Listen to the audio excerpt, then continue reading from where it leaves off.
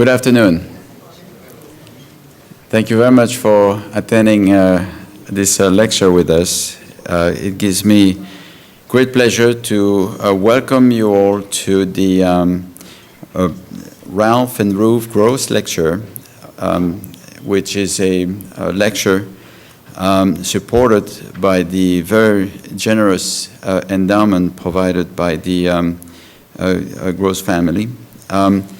As you know, libraries truly represent a unique asset, a unique richness of any school, but in particular of medical schools.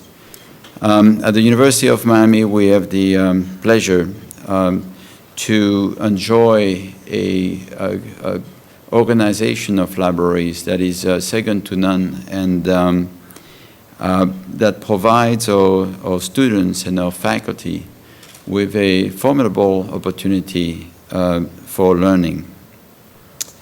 And it's fair to say that the origin of universities was actually based on libraries. If you had a great library, you had a great university. It was as simple as that. Now that technologies are evolving, libraries are reorganizing around the opportunity to become not only a substantial access to knowledge, but also a substantial stimulus for ideation.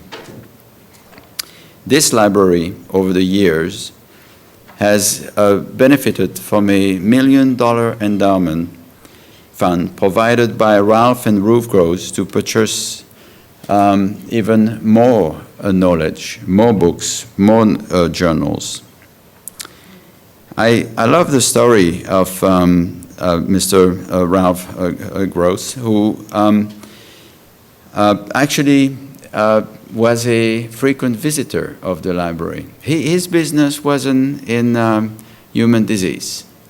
He was a businessman, and he had a poultry business, a successful, very successful poultry business. And a key reason why it was successful is because he knew that when there was a problem with chicks, it probably had a reason.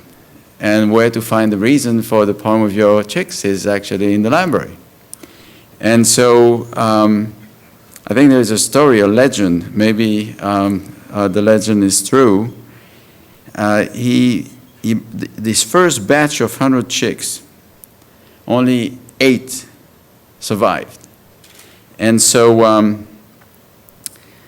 he read about it, and he concluded that the problem was actually what the chicks were fed and what they were eating. And he started researching and experiencing a relationship with nutrition of the chicks, etc., and health. And that's really what led to the success of his enterprise.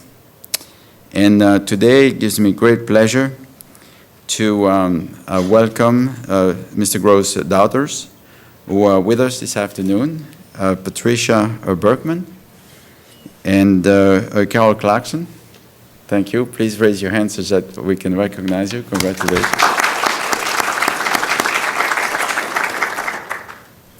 And I also want to recognize Lou Compton, who is a very good friend of Ruth Gross. Mr. Compton.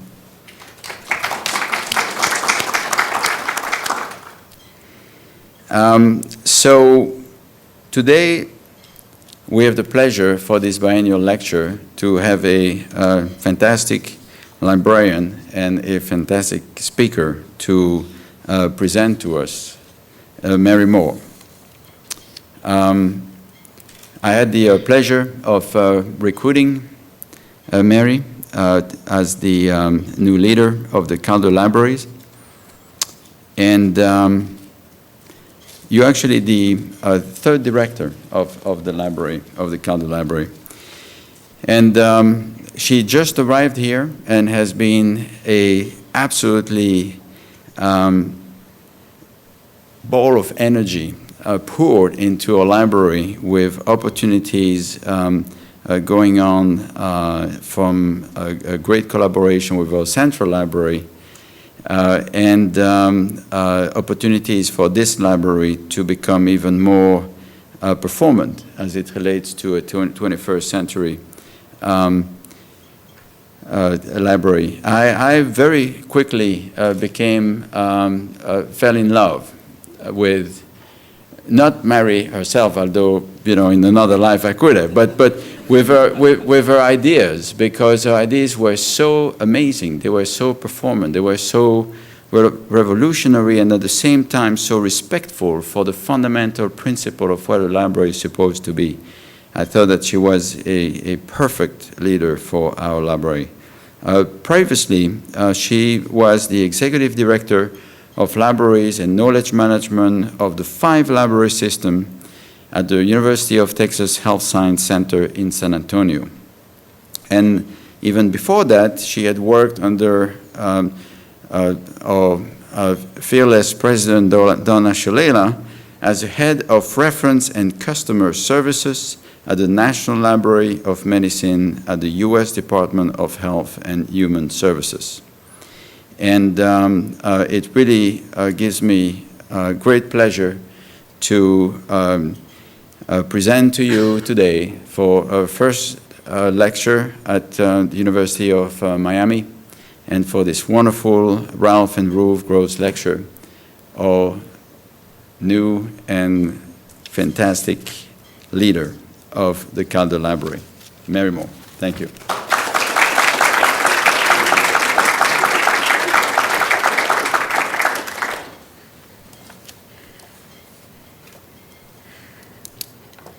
Thank you for that generous introduction, Dean Goldschmidt, and thank you very much to the Gross family and to Mr. Compton for joining us.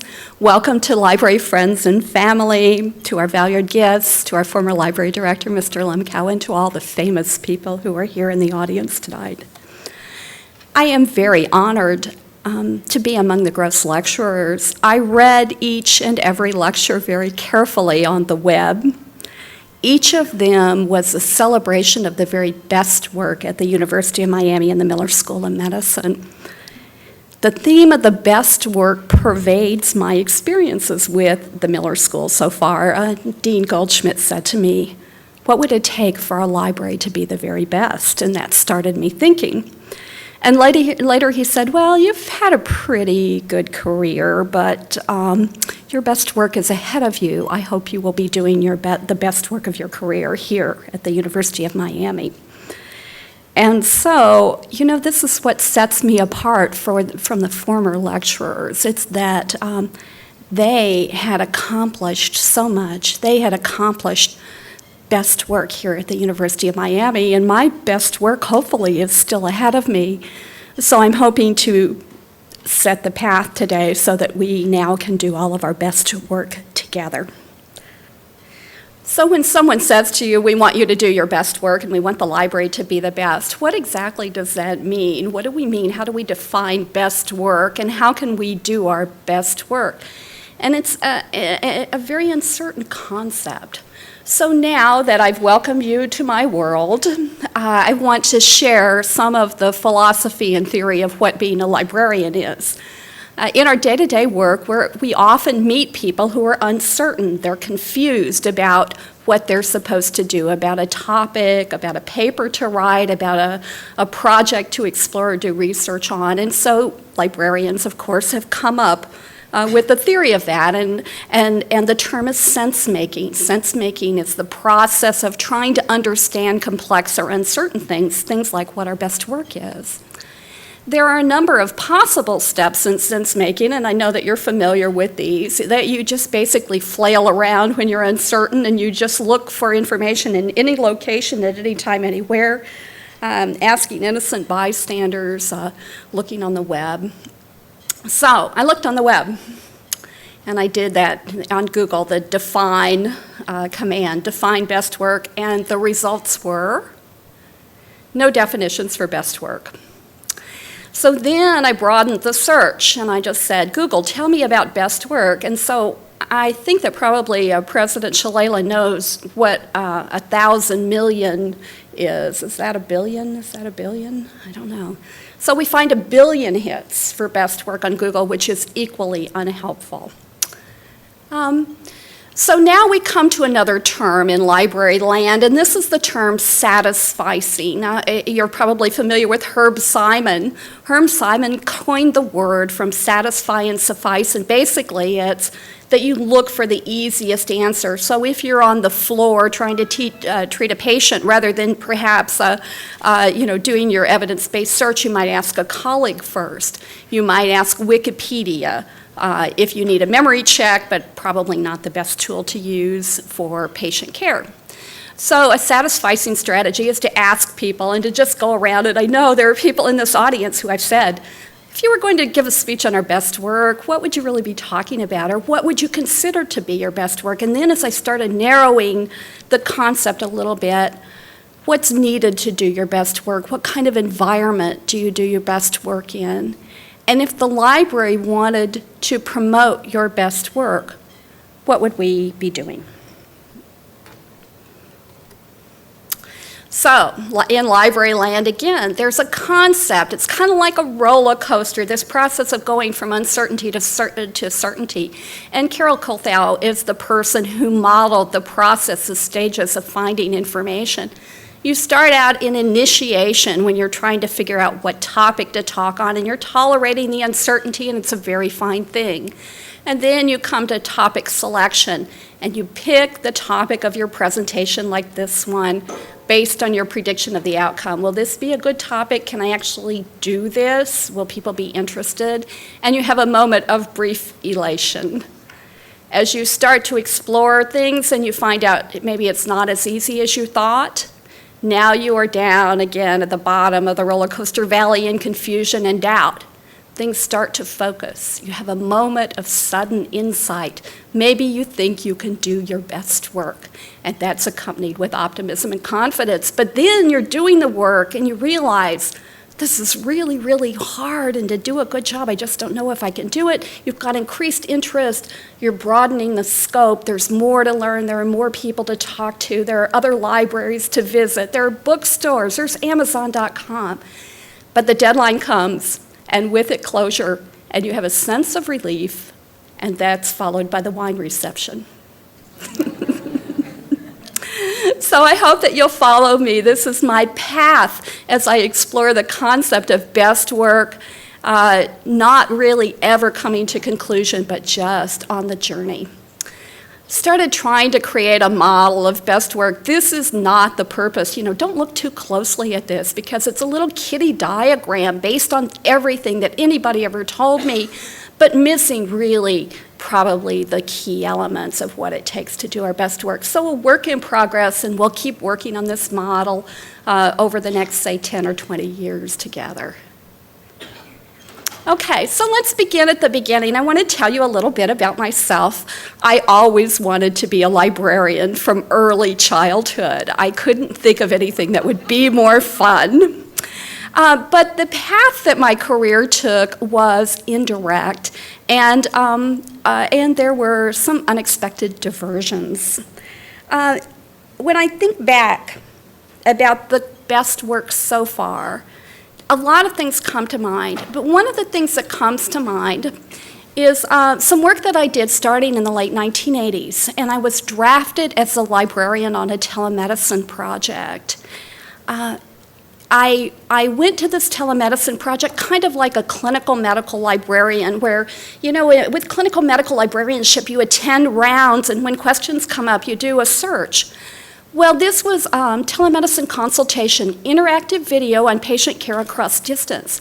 And what made this different from a regular routine patient visit is that the referring physician, the consulting physician, the patient, the healthcare team, and the librarian were all in the room at the same time. So this was an amazing experience for a librarian to see the value of information in the patient care process. On the very first day of our demonstration, kind of a weird demonstration, kind of routine just to see if the equipment worked. We were doing a consult from Lubbock, Texas to Alpine, Texas, which is about 400 miles. And it's a typical West Texas story. You know, this poor old cowboy had had a little bit too much to drink. He sat down on the stove, had major damage, had to go and be repaired. But now he was back at home, and they were wondering if he had healed enough that the colostomy could be closed. And so they did this routine but colorful consultation across the interactive video, and yes, he was healed enough for the colostomy to be closed. At the end of the consultation, the rural physician says in his wonderful West Texas accent, he says, "Can I get a neonatologist? I've got a baby, an infant in respiratory distress, and I'm not sure what to do." And so the dean of our medical school, who is there for this premier trial, goes racing down the hall, and how wonderful that Marion Myers actually happened to be in our office at the time, and she came down to the consult. And she and the rural physician interacted and identified, they calculated how much bicarb the infant needed to be stabilized. And so that child was stabilized and then could be transported for distant care for follow-up. And now, I mean, I did the math the other day, and that kid is getting ready for college now, you know. But this seemed, in my world, this was an incredible experience where we saw the impact of expert knowledge to people who really needed help, and really needed information and needed it right then. And it changed the way that I thought about librarianship. I went on to work with these places, and they didn't have medical libraries, and they loved journal articles, and they loved, they'd call the library to say, who down there is doing research on a particular topic. We really became actively involved in patient care and informed decision-making.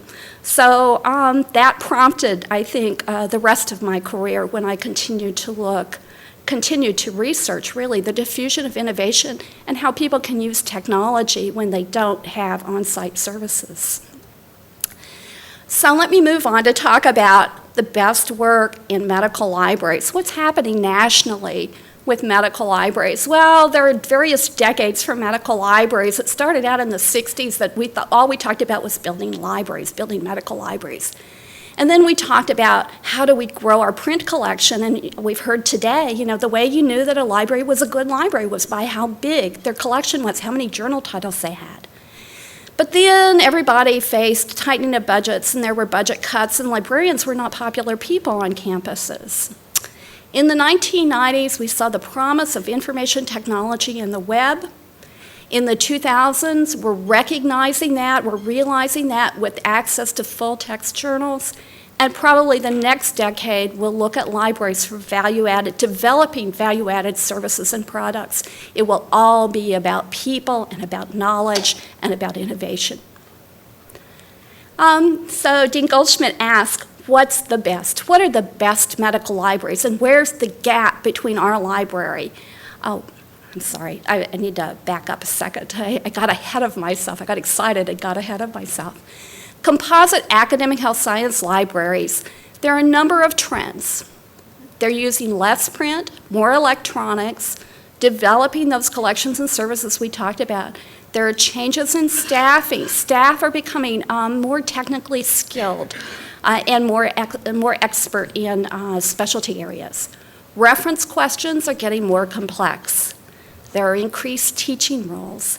There's an obsession with assessment and evaluation and knowing what we do and why we do it and how that is of benefit to those we serve. And then there's a focus on community service and a focus on providing services outside the walls of the library.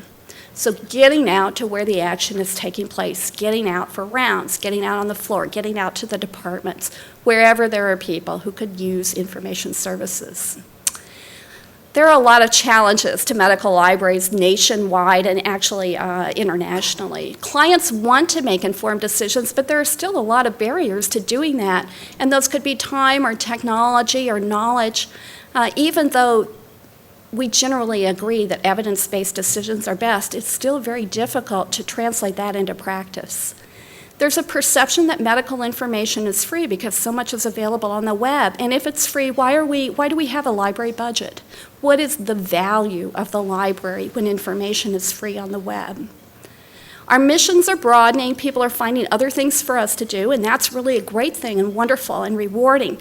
But but sometimes it's really hard to get your focus, to get your direction. And maybe a little resistance to change. And I've got to tell you, in my experience, it's not so much the people who are inside the library. Sometimes it's the people that we serve who want to maintain the honor, the respect that they have for the library building of their youth.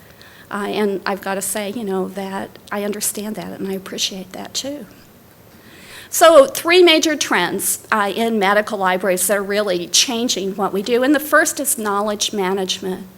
The university's most valued asset is the knowledge of the people who work there, faculty, staff, students, researchers. And that knowledge can be easily lost, but librarians have skills in documentation and knowledge, storage and retrieval, sharing information, and so librarians have a lot to offer, I think, in terms of knowledge management. They could do things like build databases of best practices, or help in actual knowledge creation, not just storage of information and in scholarly communication. My 3 undeniable trends, here we go. Knowledge management, this is an example of something that a university did to support community health, and this website was developed for the community to help them. It's written in plain language to help them understand complex issues, the most common issues that we're facing the community, but also to help the university recruit for clinical trials, to help the university share its expertise, to provide information and disseminate knowledge about what's going on in research. So here is an example of an actual health topic page, and you can see that the language really is very, very clear, and that people have an option of reading just the basics or finding out everything on a particular topic. They can join a research study in the area. They can find a local physician if they want to. Now, here's another example of knowledge management, and a library didn't do this, but it's just a wonderful example. It's kind of based on the work of Edward Tufte, if you know him. He's a guru of visualization. He said basically that PowerPoint is just the scourge of mankind, and that the problem with PowerPoint is that you're always dumbing down information and you're always trying to make complex things too simple. And in fact, if you actually use approaches to visualizing complex information, the challenger could have been averted, and he demonstrated how. So now we see news journalists and news graphic artists who work in the style of Tufte, and this is basically the return on investment of sheep when you have a certain amount of acreage versus other techniques of mowing. But I think this concept of visualizing complex information has real value for us as we're exploring the concept of knowledge management. The second trend is clinical and translational science, and it is affecting everyone. Basically, what that means is that we've spent a lot of money on medical research and wonderful things have happened, but maybe healthcare has not improved the way that we might have expected, that it takes too long to get those research results into practice at the bedside. So the National Institutes of Health has spurred a real change, choosing to fund things with collaboration among research partners and community organizations, faster application of research results to patient care and better use of technology and informatics. The library, of course, very much wants to become involved in that with increased participation in the institutional research boards and the animal research boards. Taking roles in real research, doing text mining of things like electronic health records. We really understand the concept of indexing, abstracting, and making sense of dense printed material. So we think that we can be of value to the university in that way. And the third trend has to do with the library as place. So libraries are at a crossroads. Now, enlightened people, the people who showed up here, would say there's a great opportunity for libraries to do more, to expand their services, to be more relevant. But other people who maybe aren't so enlightened might say, there's a whole bunch of stuff on Google and we don't have to pay for it, so why are we paying for a library? And if that's the case, let's just reallocate all of that space. If we reallocate internally library space and we think about how we can better serve the needs of people, then we become obsessed with really listening to people about their needs and learning what they do and helping them do that better. We become obsessed with our partnerships. We become obsessed with informed decision-making. We keep learning, lifelong learning for people who live in the library. We keep planning. We recruit, we retain, and we reward the very best. And we nurture this culture of innovation, and we champion that for our universities. There are many, many other trends. Consumer health is an important trend. Public health and informatics is an important trend. Emergency preparedness. So many different things. Social networking is becoming more and more important in the world of libraries, and certainly the integration of electronic healthcare records with these tools that have evolved for informed decision making. And you know how that works. If you come up on an electronic health record and you see a problem, if you are immediately linked to these decision tools that have reviewed the best evidence, certainly that's going to help you with your patient. Okay. So our best work in libraries, our very best work. The next step to our best work, we've been doing our homework. We've been learning everything that there is to learn, and it's not an easy process. We must now start working with our clients, the representatives, people who can tell us even more about what we need to do to organize our information and to start making our plans. When we look at the best libraries in the nation, and we think about what it would take for us to become the best, we see there's a little gap. A little gap. A little gap. But luckily, there are lots of different kinds of best. So when we look at national accomplishments, we realize that it is within our scope and within our reach to be the very best in certain areas. Utah is recognized as one of the best in knowledge management. Vanderbilt in clinical medical librarianship, where librarians have access to patient records so that they can connect those with the best evidence. At Cornell, they've developed this wonderful research tool to help people know who's researching in which areas. And so there are lots of opportunities to become the best. At the University of Texas, even in San Antonio, they were recognized as being the best for community outreach with a national award. So lots of opportunities to become the best. If we want to become the best, we have to really observe how people are using the library and where those gaps are in what they need. So here is an example of modern medical students using the library. And you can see this is a little different maybe than the olden days where people went to a carrel and they had a textbook and maybe a highlighter, and they focused on that textbook. But anymore, it's notebooks and it's computers and it's textbooks and many, many, many colors and magic markers, which I'm trying to imitate that style. It seems to be pretty intriguing. And then also lots of things to drink to keep you awake and nourishment in the form of that pizza box. And a lot of libraries are encouraging people to come to the library, and when they come, to come and stay and to spend the time that it takes for them to do their best work. Here's another example of someone who just wasn't finding what they needed when they came to the library, and this is a student who was looking for a whiteboard or a blackboard, who tried to make do with the best that they had. Now, we don't have whiteboards in our library either, and we don't have very many group study rooms, but this is a priority. This is a priority for LCME and AAMC in terms of medical education. So we need to figure out how to provide the services to people who are spending many, many hours in the library without the tools that they need. Okay, this next one is an example of a faculty need. A faculty office, someone who is challenged, perhaps a little organizationally challenged, but the nice thing that I can see is that when you use a microscope, you can see that they have printed out an article from PLOS for alternative publishing, which is a wonderful, wonderful tool, and I'm glad they're using it.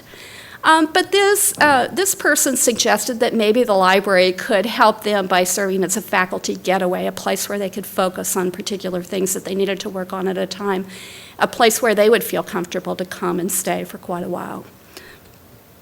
So, if we're going to make plans for the library as a place, we should not focus on small plans. We shouldn't just fix the fact that we need a little more electricity because there are more computers.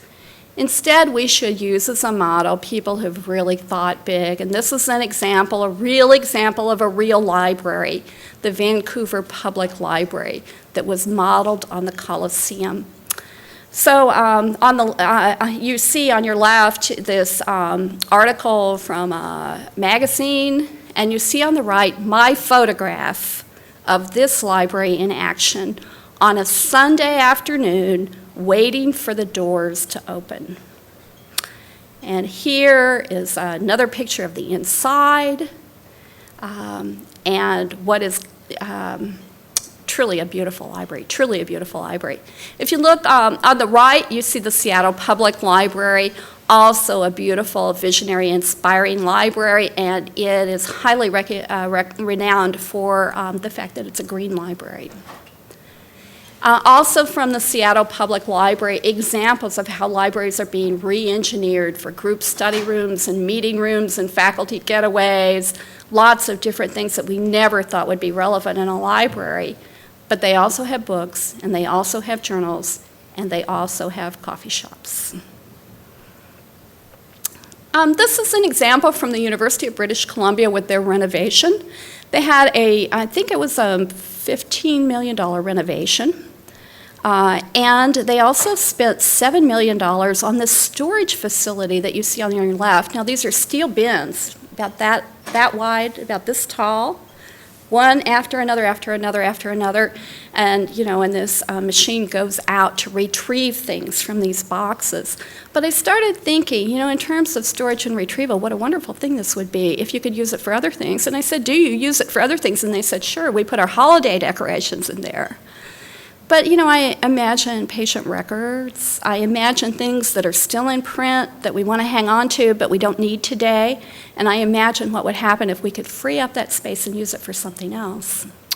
On the other side, you see the reading room, the Ike Barber reading room. Ike Barber was, I believe, in forestry, and a very generous donation to the library with this absolutely magnificent glass sculpture that was personally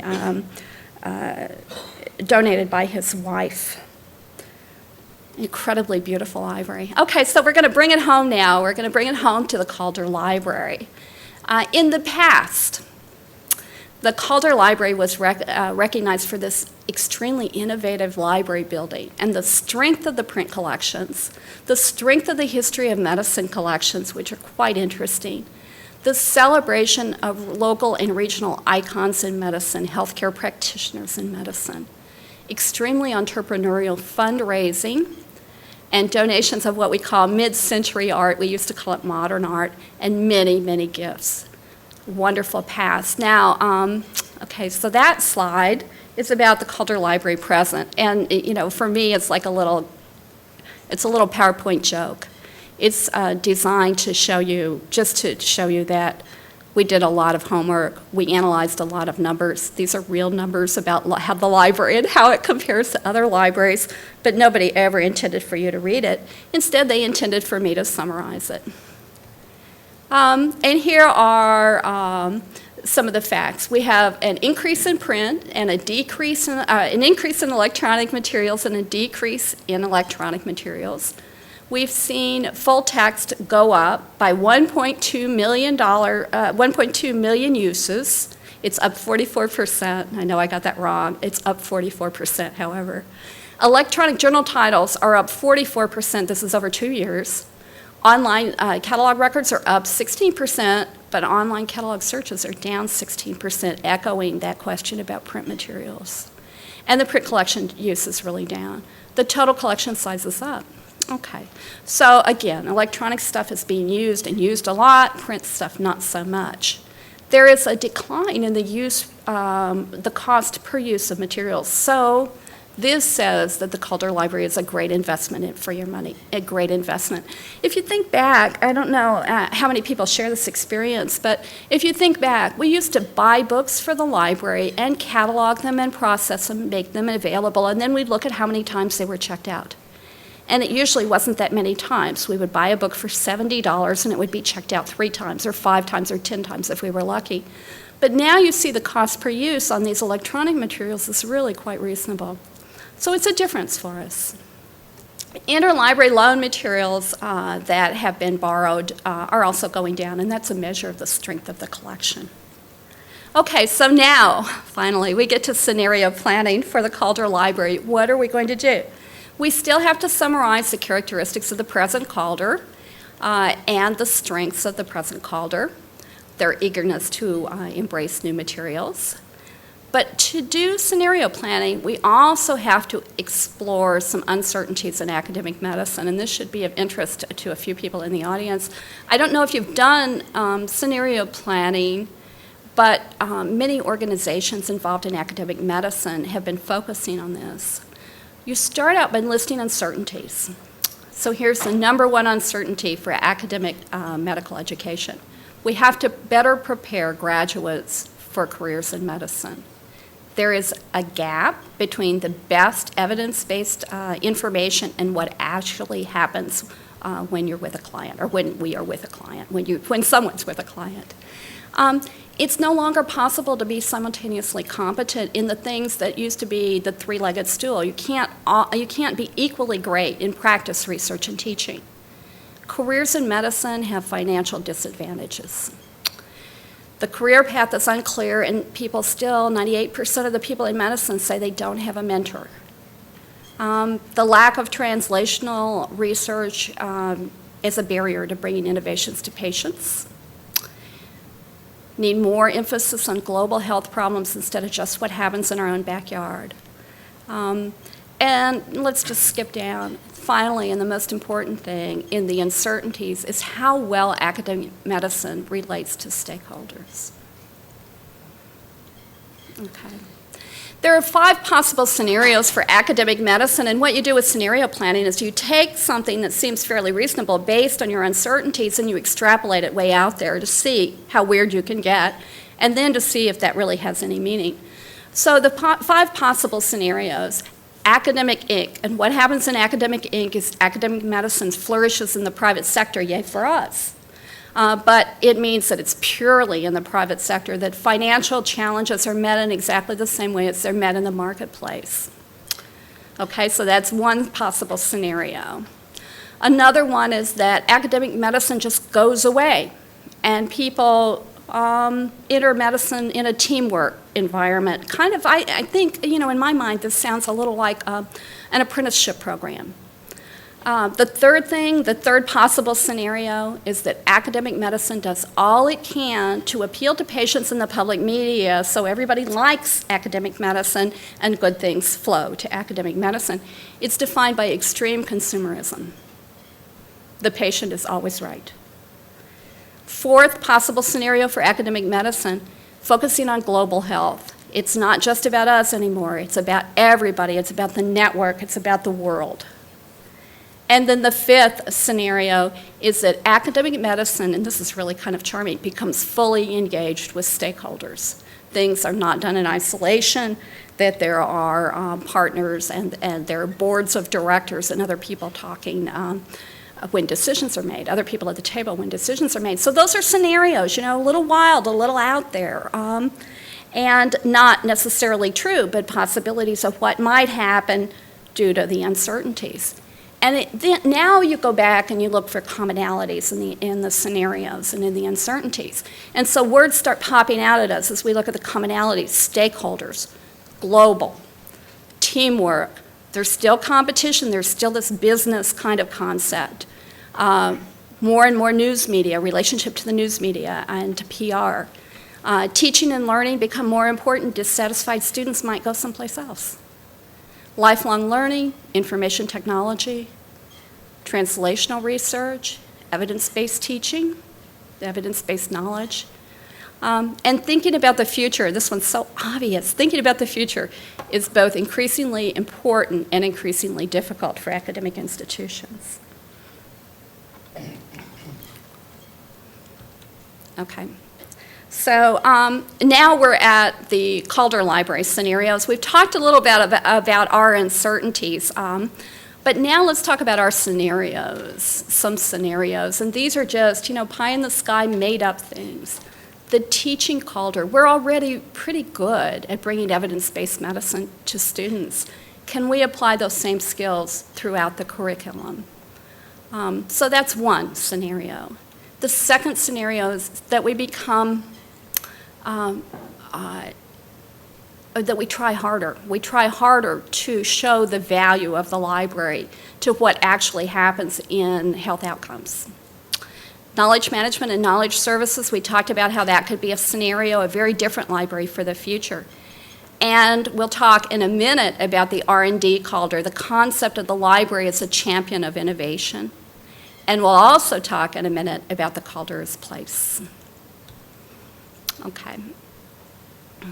Commonalities of all of the scenarios really have to do with measuring value. They have to do with stakeholders. They have to do with planning. They have to do with changes in electronic resources, and especially with a need to reconnect with partners and stakeholders. We need to develop some signature programs, and strategic planning is important. You remember the summary. The summary is, this is all well and good. We can go in one direction or the other. If we choose to go in the direction where we reinvent our library, then we have a lot of work ahead of us, essentially. Okay, so the Calder Library Extreme Makeover. This is where the rubber hits the road. What are we really going to do with a Calder? How are we going to bring it into the current challenges? You're familiar with what it looks like today. When it was dedicated in 1972, the congressman said, Congressman Rogers, as you have done for your library, we must discard items of the past which are no longer valid, no longer effective as tools of learning or tools of practice. Unlike wines, age alone is not a proper criteria for books or for medicine or for health services. And we might say the library of the past isn't necessarily the library of the future either, that it's time to look at that. He also, amazingly enough, talked about translational research. He says, we've generated the largest storehouse of knowledge in the world, but a cursory examination of our system will tell us that it's not always transmitted from the library to the classroom, from the bench to the practitioner and to the consumer. So this theme of translational research has been with us since 1972 and far before that. In 2007, we've seen some small victories. We have a large screen monitor at the door. We're in preparation for painting. Inventories of special items, lots of progress in resolving leaks and HVAC issues. Policy changes, food and drink are now allowed in the library. Another big policy change, Macintoshes are now allowed in the library as well. We're installing new computer monitors in the classrooms, and the outside ambience has changed. Now, if you've been by the library in the past couple of years, you might have seen it look like this, which we think was a very creative and innovative use of a pedestrian mall. And here's another example of how the area of the pedestrian mall outside of the library had been used creatively. But if you go to the library today, this is what you'll see. So in a matter of only a few months, the people in the physical plant and others really came together to reinvent the outside of the library. It's wonderful. It's wonderful what they've done. We want to push that a little bit further in the future, and here's an artist's concept of what the outside of the library could look like to update it. And you see that they very kindly have given us a coffee shop, and keep your fingers crossed that that remains in the painting. This is the inside, the proposed inside of the library, just conceptually, just an idea about how it might look different or inspire differently or be used differently. Okay, well, as we're doing these plans and we're looking at these things, we have to go back and we have to really do some research and come back to the original question. And the original question was, how do we do our best work? What environment would we do our best work in? So Herman Miller, who invented the module concept in the 1970s, this was really something. This was a way that we were going to do our best work by using these cubicles.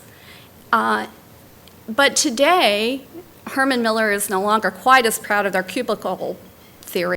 And they're working very, very hard on research about how people do their best work. And there are also other architects and designers who are really looking at how people might be more productive. I think the thing that's different on this campus with our plan is that we believe and it's been evidence to me, that we believe in participative planning, and that's what the charrette was all about. That people who were using the space and living in the space and working in the space came together to talk about how the space could best be used.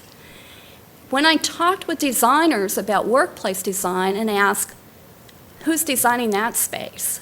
Well, the answer is the people who are designing that space are people who have money, and they need to spend it quickly, and they need to get as much as they possibly can get for their money. So what we'd like to do, I think, is re-envision the library kind of as a test bed for what might be, a test bed for places where, environments where people might do their very best work, where people could try out different things and see how it works, try out different spaces and see how it works. This is an emerging floor plan, but it's not really there yet. So if you see this area right here, that space is designed to be very, very flexible, and we're calling it the collaboratory. And the collaboratory basically is space that could be used to support innovation and collaboration, creative brainstorming, problem solving, strategic planning. It's both a technology and a service. And it includes lots of different technologies like electronic whiteboards and smart boards and interactive video equipment and conference phones. Could be used for group facilitation with an on-site librarian or knowledge manager who could help answer questions that come up when they come up. With a note-taking service, with software facilitation, with training. Anybody who wanted to learn how to use the software could be trained, but if they didn't want to learn how to use it, then there would be people who would be available who knew how to use that software, who knew how to use things like mind mapping. Earlier today, the dean asked, could the collaboratory be used for clinical and translational science proposal writing? And that's exactly what this kind of space has been used for in other locations. Configurations, you can see how mobile the space is. Everything's on wheels. The electricity is on grids overhead. Everything is networked. The electronic whiteboards are on rollers, and everything can get reconfigured at the drop of a hat. Different kinds of software to support collaboration and hopefully help people get inspired. Okay, on your right is the final slide about collaboration, and that's, when I was talking to someone about this idea of a collaboratory space, they said, oh, you mean like a war room? And I thought, well, that's really an unfortunate analogy, but then I started looking that up on the web. And in fact, people are using that term for this kind of space to benefit its ideas centers, to help people create new ideas. So that's where that came from. Okay, on the left, you see a familiar slide, a wonderfully familiar slide, and this is from the charrette. This is the watercolor that emerged as the community participated in planning about how the university could be better. And of course, our charrette leadership team is in the audience, and I thank them very much for letting me be a member of that group. You know, when I saw this is such a beautiful rendering, and immediately I just wanted to change it a little bit.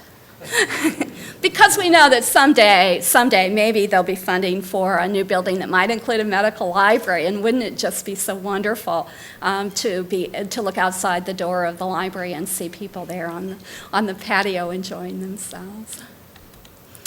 Okay, so now here we are at our conclusion. Now we know that we haven't really done our best work. We're still thinking about what that might be. We don't have our participative planning group together. And yet I'm talking to people and I'm listening to people, and I've had meetings with 30 or 40 people to talk about what the library ought to do.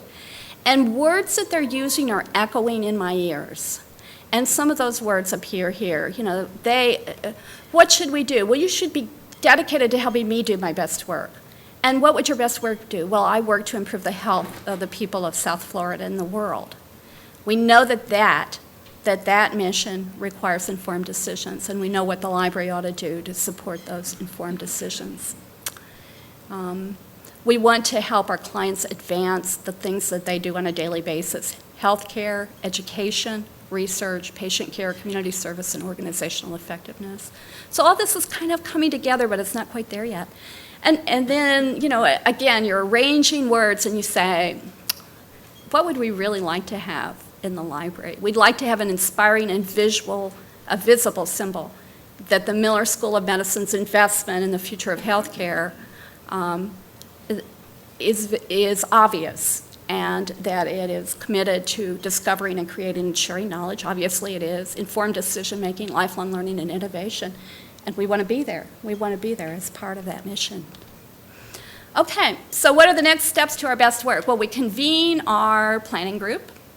We continue to listen to people. We continue to do research about the environments that people do their best work in. We continue to learn and understand about the university and the university's priorities and the university's strategic plan. We continue to do the work that is needed to provide information resources to people at an extremely economic way. We invite you to visit the library, to review the emerging plans, which I think are outside. People left during the session so that they could set those up, to share your expertise, to tell us how you do your best work and how we can help you, to help us plan for the future, and hopefully to support the renovation of the library. And thank you again to the Gross family and to our former director, to our dean, to Dr. Eisdorfer and the Medical Library Committee, whose work is ahead of them, to the UM deans, who were very generous with their time and talked to me about what their ideas were and about collaboration with the Medical Library, the Charette planning team, the Calder Library faculty and staff, all of our honored guests, and especially my husband, Randy Gillum. Thank you very much, everyone. Please join us outside.